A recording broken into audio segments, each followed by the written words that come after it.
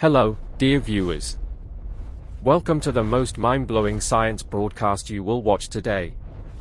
Imagine stepping into a glowing laboratory where every surface hums with discovery, where the air itself seems to whisper secrets older than the stars. Tonight, we answer the question that has haunted astronomers, chemists, and philosophers for centuries. Of all the 118 elements in the periodic table, why did life choose carbon as its one and only foundation? Why not silicon, gold, or neon? Prepare for a journey that begins inside your own heartbeat and ends among the clouds of distant galaxies. Carbon is not the most common element on Earth. It makes up less than 1% of our planet's crust, far less than oxygen or silicon. Yet every breath you take carries billions of carbon atoms into your lungs, where they race through your blood and stitch themselves into the molecules that keep you alive. In the human body, carbon accounts for 18 to 20% of total mass. In a single leafy tree, the number climbs to 45 or even 50%. Every green blade of grass, every crimson rose petal, every golden wheat field is a carbon factory running on sunlight. Scientists created an entire branch of chemistry, organic chemistry, just to study carbon's endless creations. The spiraling ladders of DNA that store your genetic blueprint, the life-saving drugs that fight cancer, the flexible plastics that wrap your food, the silky fibers that clothe you. When two carbon atoms meet in a test tube, they snap together with a soft hiss, as if the universe itself is applauding. Now zoom out. Look at Earth from space.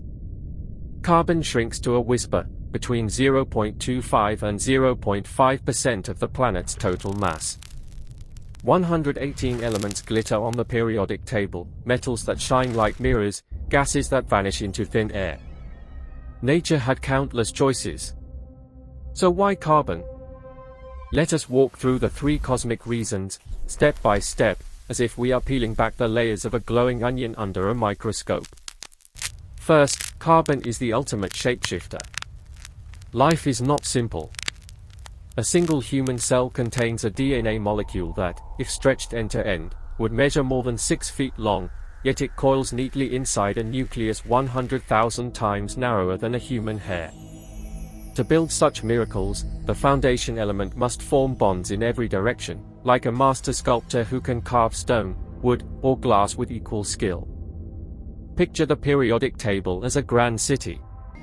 The far right avenue houses the noble gases, helium, neon, argon, lonely citizens with perfectly filled outer shells of 8 electrons each. They refuse to hold hands with anyone.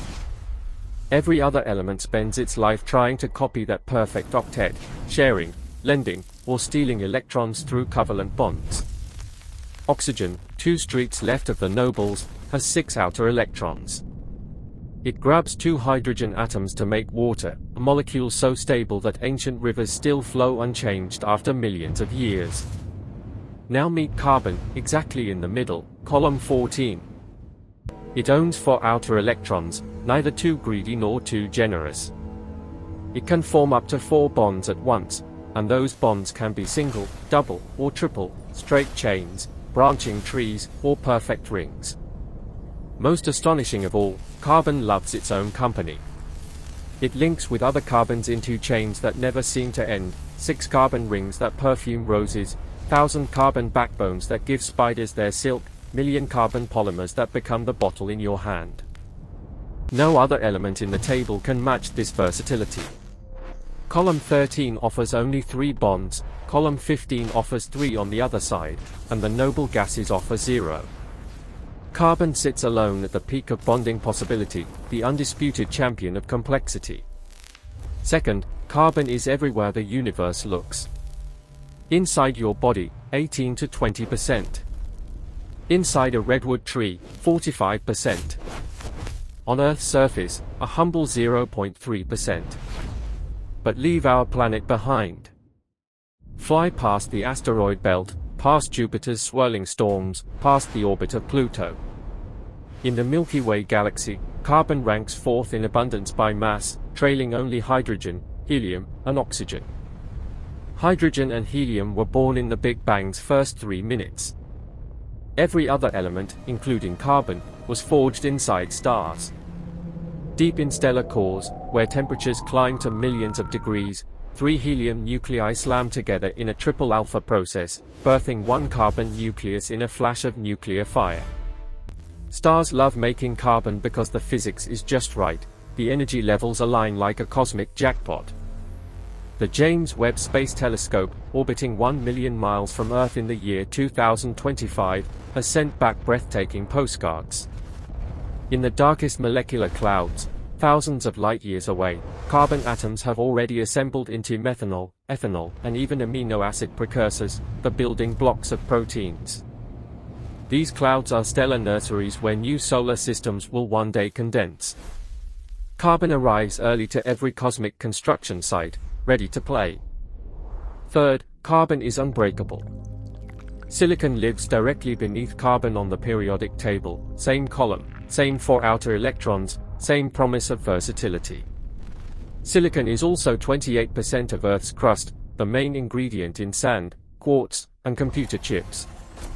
If abundance were the only criterion, silicon would win. Yet silicon loses the stability contest by a landslide.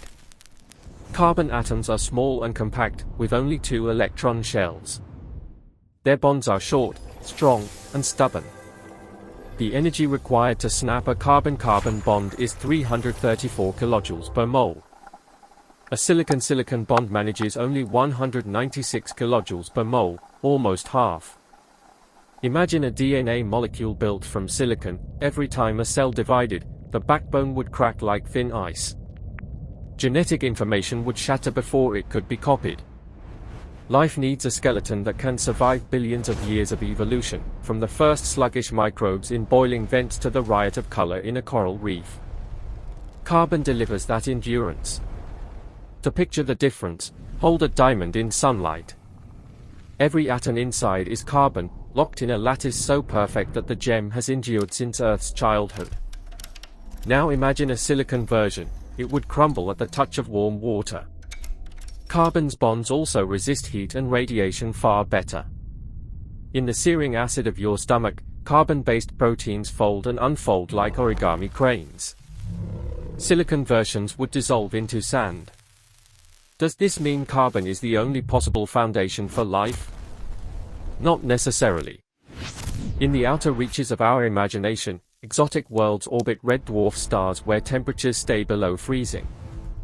There, longer silicon chains might remain stable. NASA's astrobiology teams, reporting fresh data in 2025, have modeled oceans of liquid methane on Titan-like moons where silicon polymers could float like jellyfish. We have no proof yet, only tantalizing hints. The universe is vast, and our sample size is 1.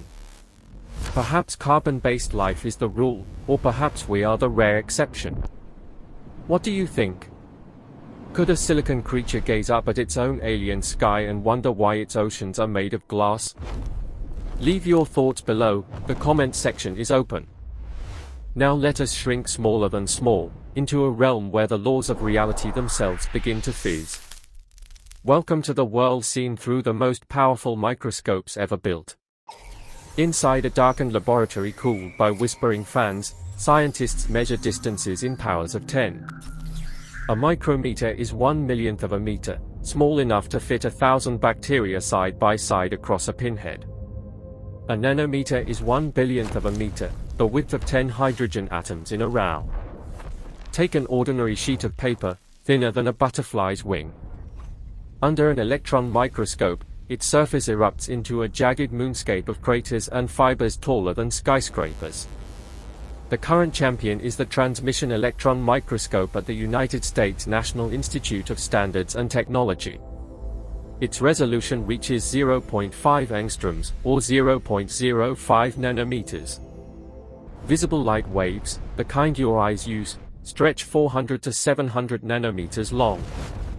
Electron waves, accelerated by million-volt electric fields, shrink to theoretical wavelengths of 0.0005 nanometers.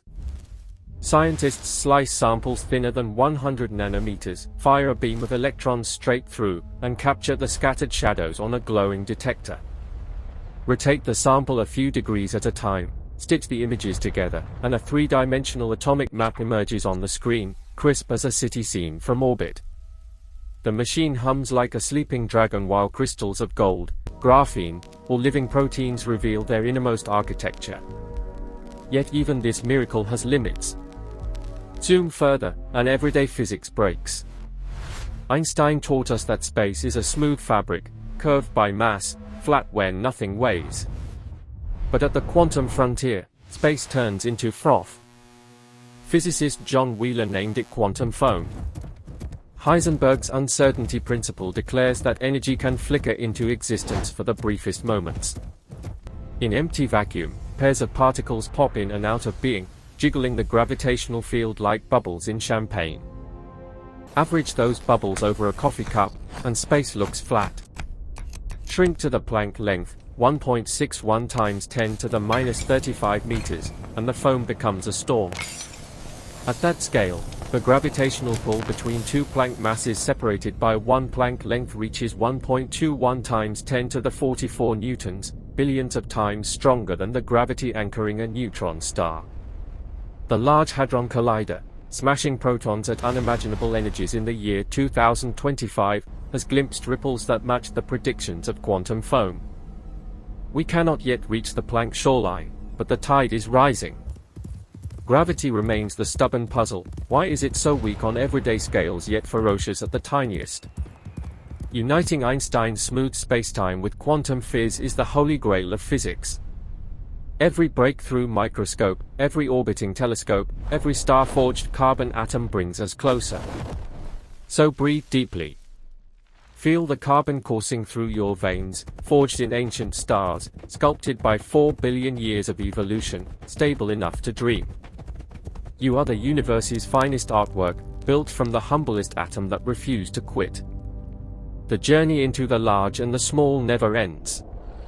Stay curious, stay amazed, and we will see you in the next broadcast, live from the edge of reality. Good night, and keep looking up.